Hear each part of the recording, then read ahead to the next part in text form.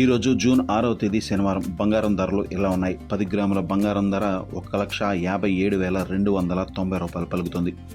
22 క్యారెట్ల 10 గ్రాముల బంగారం ధర 1,43,200 పలుకుతుంది. అలాగే 1 కేజీ వెండి ధర 2,54,782 రూపాయల వద్ద ఉంది. బంగారం ధర నిన్నటితో పోల్చి చూస్తే నేడు భారీగా తగ్గినట్లు చూడవచ్చు. బంగారం ధరలు తగ్గడానికి ప్రధానంగా అంతర్జాతీయ మార్కెట్లో వచ్చిన పరిణామాలే కారణంగా చెప్పవచ్చు. అంతర్జాతీయ మార్కెట్లో గమనించినట్లయితే బంగారం ధర 1 ఔన్స్కు $4,353 పలుకుతోంది. నిన్న ఇదే ధర సుమారు $4,508 పలికింది. అంటే బంగారం ధర సుమారు $150 తగ్గినట్లు గమనించవచ్చు. ముఖ్యంగా డాలర్ విలువ పెరిగినప్పుడు అమెరికా జారీ చేసే ట్రెజరీ బాండ్లలో పెట్టుబడి పెట్టేందుకు ఇన్వెస్టర్లు ఎక్కువ ఆసక్తి చూపిస్తుంటారు.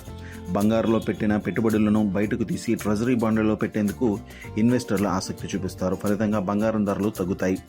బంగారం ధరలు తగ్గడానికి మరొక ప్రధాన కారణం ఇన్వెస్టర్లు లాభాల స్వీకరణ తీసుకోవడం కూడా ఒక కారణంగా చెప్పవచ్చు. గత నెలలో బంగారం ధరలు విపరీతంగా పెరిగిన నేపథ్యంలో ఇన్వెస్టర్లు తమ పెట్టుబడులపైన లాభాలను స్వీకరించే అవకాశం ఎక్కువగా ఉంటుందని నిపుణులు పేర్కొంటున్నారు. ఈ కారణంగా కూడా బంగారం ధరలు తగ్గే అవకాశం ఉంటుంది.